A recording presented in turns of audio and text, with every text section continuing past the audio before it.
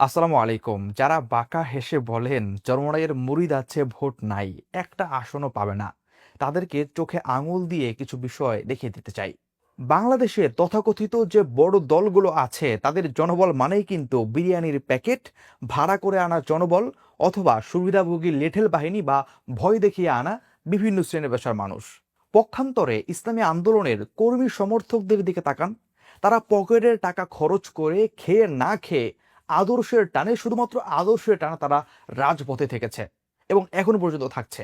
মাত্র 1 ঘন্টার নোটিশে তারা রাজধানী ঢাকার মতো শহরে গণজোয়ার তৈরি করে দেখিয়েছে এবং এখনো করছে।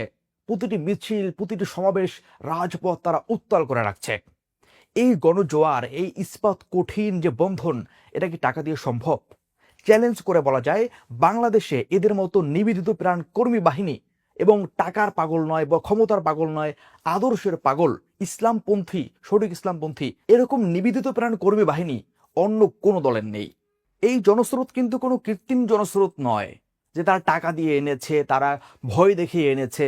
কারণ সে ভয় দেখানোর মতো ক্ষমতায়ও তারা যায়নি, আর তাদের সে পরিমাণ টাকাও হয়নি, বা বিদেশি মদতও তাদের নেই, বিদেশি প্রভুও নেই যে তাদের টাকা দিয়ে লোক আনতে পারবে।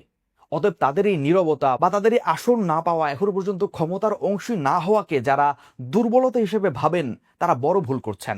সমুদ্রের গভীরতা যেমন উপর থেকে বোঝা যায় না, তেমনি ভাবে ইসলামী আন্দোলনের শিকড় যে তৃণমূলে কতটা বিস্তৃত তা সাধারণদের কল্পনায় আসে না। আর তাই তাদের এই নীরবতাকে কখনোই দুর্বলতা ভাবার সুযোগ নেই। এই নীরবতা অবশ্যই প্রলয়ঙ্কারী ঝড়ের পূর্বাভাসই বহন করে। একটা বিষয় ভালোভাবে লক্ষ্য করেন, তাদের রাজনীতি কোনো প্রকার একটা দুইটা 5-7টা আসন বা এমপি মন্ত্রী হওয়ার জন্য কখনোই না। যদি এটি হতো, বিভিন্ন দল থেকে তারা অনেক লোভনীয় প্রস্তাব পেয়েছিল, সেগুলো দিয়ে তারা এমপি মন্ত্রী হতে পারতো, ক্ষমতার স্বাদ মেটাতে পারতো। তাদের থেকে অনেক ছোট দল, জনবল নেই, কর্মী নেই, কিচ্ছু নেই, তারাও ক্ষমতার অংশীদার হয়েছে, তারাও আসন পেয়েছে, অনেক কিছু করেছে। কিন্তু সে জায়গায় ইসলামী আন্দোলন তাদের নীতি এবং আদর্শের জায়গায় এতটাই অবিচল যে তারা একলা চলো নীতিতে পথ এগিয়েছে এবং আদর্শের পথে থেকেছে। সঠিক ইসলাম, যেটা দেওবন্দি ইসলাম বলা হয় বা কৌমিরা যেটাকে ওন করে, সারা বাংলাদেশের অধিকাংশ মানুষ যেটাকে ধারণ করে, সেই ইসলামকে ধারণ করেই তারা সর্বদা এগিয়ে যাচ্ছে। রাজনীতির স্বার্থে দু একটা আসন পাওয়ার স্বার্থে বিভিন্ন কূট কৌশল, যেগুলো ইসলাম সমর্থন করে না, আদর্শিক বিচ্যুতি, মিথ্যা, প্রতারণা, এগুলো ইসলাম আন্দোলন পূর্বেও কখনো সমর্থন করে নাই, এখনো করে না এবং সামনেও তারা করবে না। এটা তারা তাদের কার্যক্রম দিয়েই কিন্তু মানুষকে বুঝিয়ে দিয়েছে। যারা কথায় কথায় আসন পায় না বলে খোঁটা দেয়, তারা কি আসলে জানে না, বোঝে না যে বাংলাদেশে বিগত দিনের নির্বাচনগুলো আসলে কিভাবে হয়েছে? দিনের ভোট রাতে দিয়ে ডামি নির্বাচন এবং ক্ষমতার অপব্যবহার করে মানুষকে মেরে ধরে জোর জাবস্তি করে যে নির্বাচনগুলো বাংলাদেশে উপহার দেওয়া হয়েছে, বিভিন্ন সময় দিয়েছে, এই নির্বাচন দিয়ে যদি জনবল মাপা হয়, তাহলে সেটা কখনোই সম্ভব না। এটা আসলে বোকার স্বর্গে বাস করা। অনেকের মতো তো বাংলাদেশের নির্বাচনে কে কতটি আসন পাবে না পাবে তা আগে থেকে সিদ্ধান্ত হয়ে যায়, যার ফলে বিভিন্ন রাজনৈতিক দল যারা আছে তারা ইসলামকে ওন করতে চায় না।